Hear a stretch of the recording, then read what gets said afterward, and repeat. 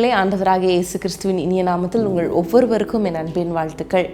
கடந்த சில நாட்களாக நம்ம இந்த லென்த் சீசனில் 40 நாட்கள் 40 கேள்விகளை தேவன் நம்மிடத்தில் கேட்கிற 40 கேள்விகளை நம்ம தியானித்தோம். ஆண்டவர் நம்மோடு பேசினார், அநேக காரியங்களை நம்மோடு இடைப்பட்டார். அதற்காக ஆண்டவருக்கு நாங்கள் நன்றி செலுத்துகிறோம். ஹல்லேலூயா. இந்த நாளிலும் இன்றைக்கு மாண்டி தர்ஸ்டே, ஆண்டவராகிய இயேசு கிறிஸ்து சிலுவையில் அறையப்படுவதற்கு முந்தின தினம். அன்றைக்கு கெத்செமனே தோட்டத்தில் வைத்து அவர் சீஷர்களை பார்த்து கேட்ட கேள்வி எனக்கு தியானிக்கலாமா? மத்தேயு 26ஆம் அதிகாரம் 40ஆம் வசனம்.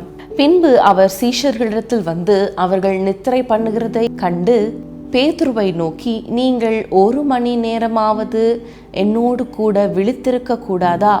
நீங்கள் சோதனைக்குட்படாத படிக்கு விழித்திருந்து ஜெபம் பண்ணுங்கள். ஆவி உற்சாகம் உள்ளதுதான், மாம்சமோ பலவீனம் உள்ளது என்றார். நீங்கள் 1 மணி நேரமாவது என்னோடு விழித்திருக்க கூடாதா? விழித்திருந்து ஜெபம் பண்ணுங்கள், சோதனைக்குட்படாத படிக்கு விழித்திருந்து ஜெபம் பண்ணுங்கள் என்று நம்முடைய ஆண்டவராகிய இயேசு கிறிஸ்து நம்ம இடத்துல கேட்கிற கேள்விதான் இது. பாருங்க, அந்த கெத்செமனே தோட்டத்தில் ஆண்டவர் வியாகுலப்பட்டு ரொம்ப வேதனையோடு ஜெபித்து கொண்டு இருக்கிற நேரத்தில், மரணம் அவருக்கு சமீபமாக இருக்கிற அந்த நேரத்தில் அவர் ஜெபிக்கும்படி தன்னோடு சீஷர்களை கூட்டிக் கொண்டு அந்த கெத்செமனே தோட்டத்துக்கு கொண்டு போகிறார். ஆனால் சீஷர்களோ அவங்க நித்திரை பண்ணி கொண்டு இருக்கிறாங்க. 2 முறை ஆண்டவர் வந்து பார்க்கிறார், 2 முறையும் அவங்க நித்திரை பண்ணி கொண்டு இருக்கிறாங்க. அப்போ ஆண்டவர் பார்த்து சொல்லுகிறார், நீங்கள் சோதனைக்குட்படாதபடிக்கு நீங்கள் விழித்திருந்து ஜெபம் பண்ணுங்கள். சோதனைக்குட்படாதபடிக்கு பேதுருவை பார்த்து சொல்லுகிறார். நமக்கு எல்லாருக்கும் தெரியும், பேதுரு தூங்கினதுனால, அவர் ஜெபிக்காததுனால அந்த மல்கூஸ் என்ற அந்த வேலைக்காரனுடைய காதையை வெட்டினார். தொடர்ந்து பார்க்கும் பொழுது ஆண்டவரை நெருக்கமான அந்த சூழ்நிலையில் ஆண்டவரை மறுதலித்த ஒரு சோதனை அவருக்கு நேரிட்டது. பாருங்க, அந்த சோதனையில் எல்லாவற்றிலும் அவரால் ஜெயம் பெற முடியல. ஏனென்றால் அவர் ஜெபிக்கலை. இன்றைக்கு நம்ம வாழ்க்கையில் பலவிதமான சோதனைகள், குடும்பத்தில் கோபப்படுகிற சோதனைகள், தேவையில்லாத முடிவுகளை எடுக்க வேண்டிய நிர்பந்தமான நிலைகளில் நம்ம தள்ளப்படுகிறோம். வாக்குவாதங்களுக்குள்ளாக நம்ம தள்ளப்படுகிறோம்.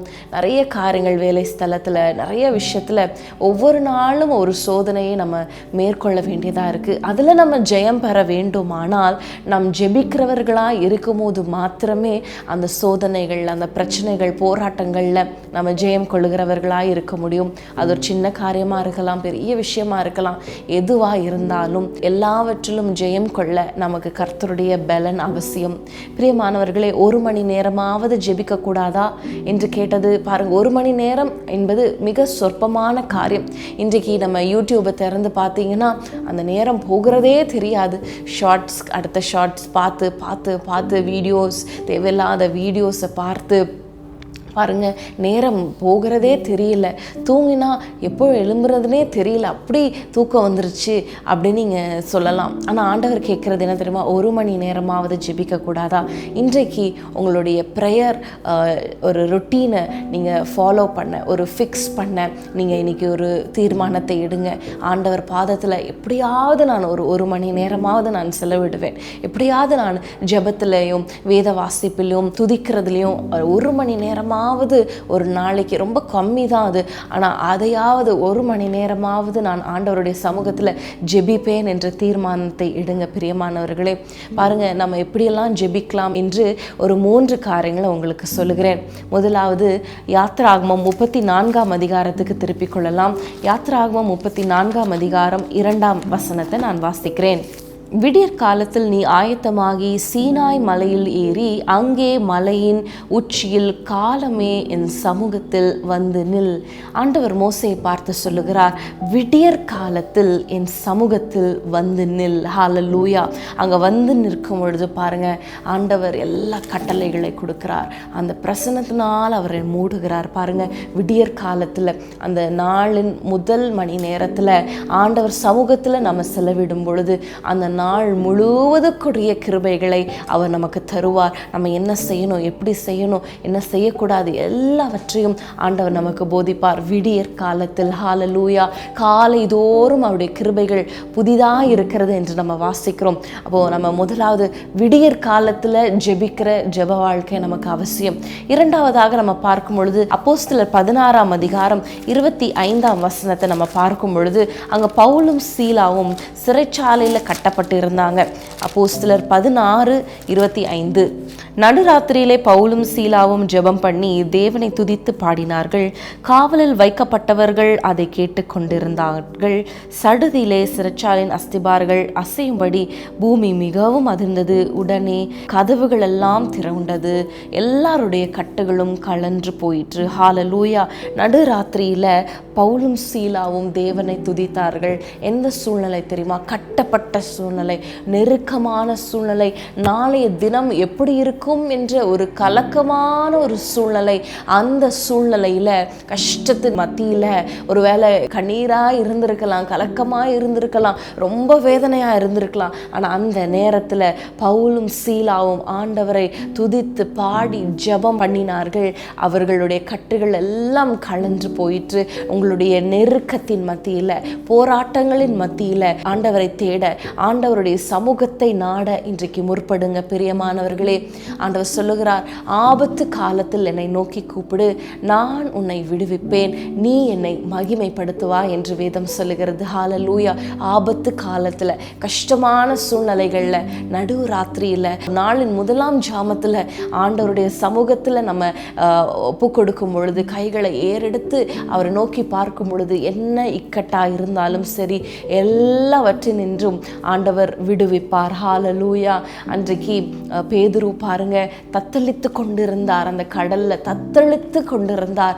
அந்த நேரத்துல ஆண்டவரே என்று சொல்லும் பொழுது ஆண்டவர் கை தூக்கி எடுத்தார். ஹல்லேலூயா. அதே போல ஒருவேளை தத்தளித்து கொண்டிருக்கிற சூழ்நிலையா இருக்கலாம், அலைமோதி கொண்டிருக்கிற சூழ்நிலையா இருக்கலாம், ஆண்டவரை நோக்கி பார்க்க முற்படுங்கள். ஹல்லேலூயா. மூன்றாவதாக ஒரு காரியம் தானியேலை குறித்து நம்ம பார்க்கிறோம். தானியேல் 3 வேளையும் அவர் ஜெபம் பண்ணி கொண்டிருந்தார். காலையிலும் மாலையிலும் இரவிலும் எவ்வேளையிலும் ஆண்டவரை நோக்கி பார்த்து கொண்டே இருந்தார் என்று நம் வேதம் சொல்லுகிறது. ஹல்லேலூயா. லூக்கால ஒரு அருமையான வசனம் இருக்கு. லூக்கா 18ஆம் அதிகாரம் 7ஆம் வசனத்தை நம்ம வாசிக்கலாமா? அந்தபடியே தேவன் தம்மை நோக்கி இரவும் பகலும் கூப்பிடுகிறவர்களாகிய தம்மால் தெரிந்து கொள்ளப்பட்டவர்களின் விஷயத்தில் நீடிய பொறுமை உள்ளவராயிருந்து அவர்களுக்கு நியாயம் செய்யாமல் இருப்பாரோ? ஹல்லேலூயா. யாருக்கு அவர் நியாயம் செய்கிறார் தெரியுமா? தம்மை நோக்கி இரவும் பகலும் தொடர்ந்து அவரை விடாமல் இரவும் பகலும் தொடர்ந்து அவரை நோக்கி கூப்பிடுகிறவர்கள் விஷயத்துல அவர் நியாயம் செய்யாமல் இருக்க மாட்டார். ஹல்லேலூயா. அதிகாலையில் அவரை தேடுங்கள், இரவுல நடுராத்திரியில அவரை தேடுங்கள். எவ்வேளையும் காலையிலும் மாலையிலும் 3 வேளையும் தானியேல் ஜெபித்தது போல அவரை தேடும் பொழுது ஆண்டவர் நமக்கான கதவுகளை அவர் திறப்பார், தேவையில்லாத கதவுகளை அவர் மூடுவார், நமக்கான வாசல்களை அவர் திறந்து நம்மளை ஆசீர்வாதமாய் நடத்துவார். பிரியமானவர்களே, நம்ம ஜெபிக்கலாமா? ஸ்தோத்திரம் ஆண்டவரே, இந்த நல்ல வேளைக்காக நன்றி அப்பா. இந்த நேரத்தில் 1 மணி நேரமாவது ஜெபிக்க கூடாதா என்ற ஒரு கேள்வி எங்களிடத்துல வைத்தீர் ஆண்டவரை. இன்றைக்கு நாங்கள் ஜெபிக்க நாங்கள் தீர்மானிக்கிறோம். காலையில் எழுந்து ஆண்டவரை, நடுராத்திரியில் ஆண்டவரை, எல்லா சமயங்களிலும் ஹல்லேலூயா உம்மை துதிக்க, ஜெபிக்க, உம்மை தேட ஆண்டவரே எங்களை அர்ப்பணிக்கிறோம் ஆண்டவரே. இப்பொழுது ஆண்டவரே, அந்த அர்ப்பணம் செய்த ஒவ்வொருவர் மேலும் ஆண்டவரே உம்முடைய விசேஷித்த ஒரு ஜெப ஆவி ஹல்லேலூயா இறங்குவதாக. எப்பொழுதும் ஆண்டவரே உம்மோடு கனெக்டடா இருக்கிற அந்த ஜெப ஆவி ஆண்டவரே, நாங்கள் என்ன செய்தாலும் ஆண்டவரே, சமைத்தாலும் உறங்கினாலும் நாங்கள் டிராவல் பண்ணாலும் என்ன வேலை செஞ்சாலும் ஆண்டவரே, எங்கள் ஆத்துமா உம்மை துதித்து கொண்டு இருப்பதாக, உம்மை நோக்கி பார்த்து கொண்டு இருப்பதாக, அப்படிப்பட்ட ஒரு ஜெப ஆவியை எங்களிடத்துல ஆண்டவரே நீர் ஊற்றும்படியாக நாங்கள் ஜெபிக்கிறோம். ஜெப நேரங்களை கைவிட்ட சகோதரியா இருக்கலாம், கைவிட்ட சகோதரனா இருக்கலாம், ஜெபிப்பேன் என்று தீர்மானத்தை எடுத்து தீர்மானத்தை நழுவ விட்டவர் நபரா இருக்கலாம். ஆனாலும் யாரானாலும் சரி ஆண்டவரை, நாங்கள் திரும்பவும் ஆண்டவரை எங்களை அர்ப்பணித்து நாங்கள் ஜெபிக்கிறோம். எங்கள் தீர்மானங்கள்ல, எங்கள் அர்ப்பணிப்புகள்ல நாங்கள் ஆண்டவரை உறுதியாய் இருக்க எங்களுக்கு கிருபையும் பலனையும் தருவீராக. உம்முடைய நாமம் மகிமைப்படட்டும். இயேசுவின் நாமத்தில் பிதாவே, ஆமென். அன்பான தேவனுடைய தேவனுடைய பிள்ளைகளே, இச்செய்தி உங்களுக்கு மிகுந்த ஆசீர்வாதமாக இருந்ததென்று நாங்கள் நம்புகிறோம். தொடர்ந்து எங்கள் செய்திகளை கேட்டு கர்த்தருக்குள் ஆசீர்வதிக்கப்பட ஜீசஸ் மீட்ஸ் மினிஸ்ட்ரீஸ் என்கிற எங்கள் யூடியூப் சேனலை சப்ஸ்கிரைப் செய்யுங்கள். மேலும் உங்கள் ஜெப உதவிக்கு எங்களோடு நீங்கள் தொடர்பு கொள்ள வேண்டிய தொலைபேசி எண் 9841252836 மற்றும் 7299546363. Email gpsrobinson@hotmail.com. கர்த்தர் உங்களை ஆசீர்வதிப்பாராக.